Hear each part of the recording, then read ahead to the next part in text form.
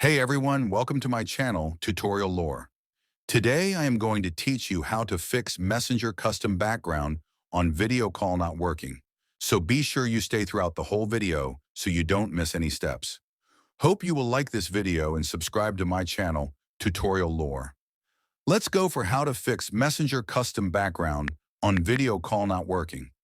First, you have to go to the Play Store or App Store, then go to the search button and type Messenger to check if any update is pending. If there is an update, just update it first. If that doesn't work, open Settings on your smartphone, go to General, then click on iPhone Storage.